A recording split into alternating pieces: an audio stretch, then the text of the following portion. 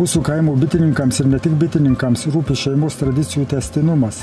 Rūpi ar tai, ką pradėjo tėvai, tęs vaikai, anūkai ir proanūkiai. Kaip pasiekti, kad vaikai, ieškodami lengvesnės duonos, nepabėgtų iš kaimo į miestą, į užsienius. Vienintelis kelias, kuriant pažangų kaimo tinklą, būtina diegti naujas technologijas, kelti darbo našumą. Aktualūs ir socialiniai žmogiškieji santykiai. Kaimo darbininkų turi atsirasti poilsio dienų net per darbymečio sezoną. Miesto ir kaimus darbo sąlygos turėtų suvienodėti. Šiandien mūsų šalyje suskaičiuojama per 10 000 bitininkų, kurie prižiūri daugybę bičių šeimų. Lietuvos kaimo peizaže tai akivaizdūs laikmečio ženklai. Dėl europinės paramos per pastaruosius 10 metų bitininkų dvigubai padaugėjo. Vienas iš gražių pavyzdžių, kai ūkyje darbuojasi kelios kartos, yra bitininkų Skardžių šeima. Jų ūkis Utenos rajone, Užpalių seniūnijoje. Bitininkystės verslą pradėjo Gražina ir Gediminas. Prieš daugelį metų sukūrė gražią šeimą, gyvenimą, kaip sakoma, pradėjo nuo nulio. Šiandien Skardžių ūkyje prižiūrime per 1500 bičių šeimų. Metams bėgant sutuoktiniai palaipsniui perduoda ūkį sūnaus Edgaro šeimai. Bitinė dirba Edgaro žmona Eimanta, bei vaikai anūkai Vakarė Urtė ir Vytis Vėjas.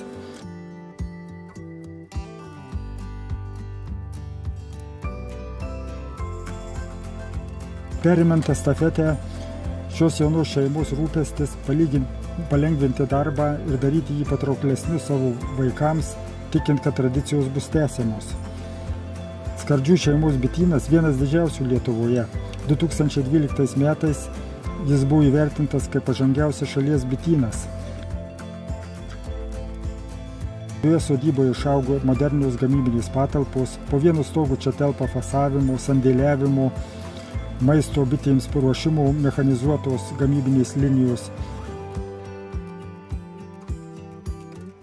Mūsų įmonė ir asmeniškai aš Skardžius labai senai pažįstu. Tai yra turbūt vieni iš perspektyviausių Lietuvos bitininkų, turintis gan stambų bityną, tiek Gediminas Skardžius su Gražina, tiek Edgaras, jų sūnus. Gediminas be galo mylintis pačią bitę, tai žmogus sutvertas bitininkystėje. Ne taip, kad tik tai kaip stambus verslininkas, bitininkystės ūkio savininkas, bet ir be galo mylintis pačią bitę ir gamtą. Gamtą, savo sodybą, labai puoselėjantis savo kaimą, turintis prie savo sodybos labai didelį prūdą, įžuvinę šitą prūdą. Darbštus aukštaitis ir turintis įtakos su savo verslu ne tik Lietuvos bitininkystėje, bet ir šitam Aukštaitijos regionui. Šitam Užpalių, jie turbūt ten Užpaliams priklausantis seniūnijai, bet ir tikrai keliantis tokią žemės, ne tik žemės ūkio, bet aplamai kultūrą šitam Utenos regionui. Net nebejoju, kadangi nekartą buvo organizuoti seminarai, respublikinio masto seminarai, kur buvo apmokomi ir veterinarijos specialistai šitam ūkyje, kadangi skardžiai turi labai gražią ir stiprią bazę sukūrę, turintis ką parodyti ne tik tais patiems bitininkams, bet ir veterinarijos specialistams. Taip pat Gediminas yra plačiai žinomas kaip motina augintojas, nes atsisiunčia veisinę medžiagą iš Švedijos, iš Danijos, labai artimai bendravęs su Balžekų dinastija, su profesorium Jonu Balžeku, su jo jaunesniuoju sūnum Jonu, docentu, mokslininku, ir įvaldęs motinų auginimo technologijas. Kaip nekeista, bet Gediminas tikrai skiepės ir savo sūnui Edgarui šitą žemės ūkio šaką bitininkystę, bet Edgaras taip pat augina savo ateitį, tai Rytį ir Vakarę, kurie taip pat yra jau apginkluojami ir bitininkystės inventoriumi, bitininkystės rūbais ir eina į bityną, apžiūri bites. Taip, kad jaunimas yra pratinamas prie šito bitininkystės verslo, bitininkystės nelengvo darbo. Ir aiškus dalykas, kad Gediminas su Gražina tikrai turi labai gražią ateitį ir turintis kam palikti savo verslą, nes auga labai perspektyvūs gražus anūkai. Aš skaitau, kad tai vieni iš tokių lyderių yra bitininkystės šakoj, skardžiai. O skardžių bitininkystės ūkis ir aplamai kaip bitininkai jie patys, tai yra turbūt Lietuvoje vedantis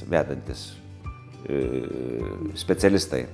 Visą laiką įsileidžia į savo tą gražų bitininkystės ūkį ir bitininkus, ir ne tik bitininkus, bet ir kitus specialistus. Ir kaip ten vyksta tie darbai pas juos. Žinoma, sezono metu tai nėra taip paprasta, kadangi žmonės ir būna tikrai užsiėmę, bet pasibaigus bitininkavimo sezonui, atėjus tam laikotarpiui tokiam, netokiam įtemptam bitininkystės žiemos laikotarpiui, tai jas tikrai be jokio egoizmo žmonės įsileidžia į savo bitininkystės ūkį, aprodo savo bazę, kuri yra tikrai nuostabi, atranda laiko Gediminas ir tokiai kitai šakai žvejybai žiemos, ant ledo pasėdim ir asmeniškai mes abu kartu pasėdim, taip kad nuostabus žmonės yra.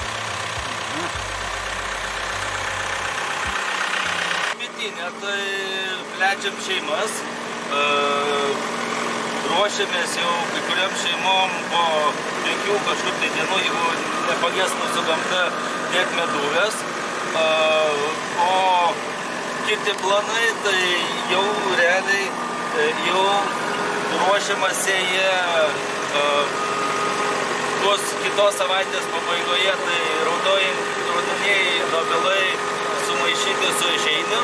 Tai bus sėta kažkur tai apie 50 hektarų ir po šitose jos bus sėjami grikiai, dar tokie 50 hektarų.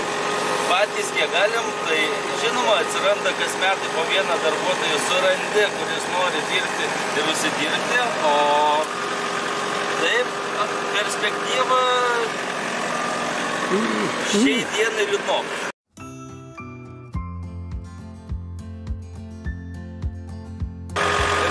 Galima būtų ir daugiau dirbti, uždirbti ir kitiem duoti uždirbti, bet šiuo metu, kad plėstis daugiau, nebesmoga. Bitininkų skardžių ūkis yra prieš keletą metų apdovanotas kaip geriausias ūkis Respublikai. Tai yra šiuolaikinis ūkis, jie ūkininkauja, ne vien ūkininkauja ir sūnus, tai va ten jie turi bičių gal apie 1000 avilių, gal daugiau, aišku, mes neskaičiuojam, bet turi tikrai, nes tais metais, kai buvo geri metai, tai ten ir 100 tonų medaus pagavom. Darbštų žmonės gali puikiai gyventi kaime, tuo labiau, kai padeda jaunimas, čia jau šeima, jau 2 šeimos ir sūnus sukūrė šeimą ir kartu dirba, tai kaip pavyzdys yra visiems aplinkiniam ir jaunimui, kad galima ir kaime vystyti verslą. Tai turim daugų pavyzdžių. Taip, aišku, visada palaikom dirbančius ir darbščius žmonės. Ne tik jie vykdo projektų daug ir palyginus, kas buvo prieš 20 metų ir dabar, tai skiriasi kaip diena ir naktis. Ūkiai išauga, technika dirba nauja, ekologiškai ūkininkauja nemažai.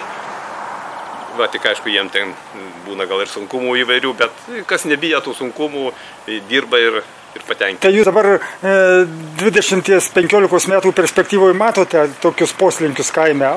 Atotrukis nuo nedirbančių ir dirbančių, tai yra nemažas. Nemažas ir jisai po truputį didėja, bet yra kaip yra, tie didėjantys sukuria darbo vietas kitiems. Bet kaip ir minėjau, su darbo jėga pas mus prašiau, jaunimas nori miestan, tai va, ir nori mokytis, ir tobulėti, ir užsienin išvyksta. Mūsų bitininkai Gediminas ir Gražina Skardžiai, taip pat jų sūnus Edgaras. Tai yra pavyzdys mūsų seniūnijos gyventojams ir ne tik seniūnijos, kurie parodo, kad galima ir jauniems vystyti verslą ir susijusį su žemės ūkiu ir ne tik su žemės ūkiu. Kalbėdamas apie darbo palengvinimą, sūnus Edgaras sako, kad neišvengiamai ūkyje teks panaudoti bičių stebėsenos, monitoringo įrangą, robotus ir išsilaisvinti nuo monotoniško besikartojančio darbo. Ir tai yra ne svajonė, o artima dabartis.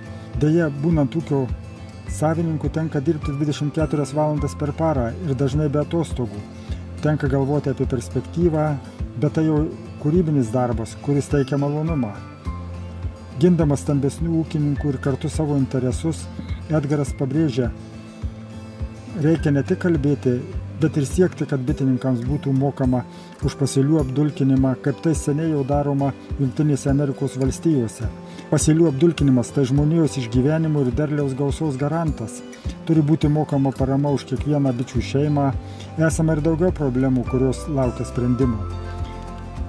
Jau ne vieneri metai mūsų šalies rinkoje, taip pat ES šalyse jaučiamas medaus perteklius. Skardžių šeima įsitikinusi, kad prisitaikant prie nuopolių medaus rinkoje greitų ir teigiamų pokyčių nebus. Todėl savo ūkį jie vysto keliomis kryptimis ir bitininkauja ir augina grūdines kultūras.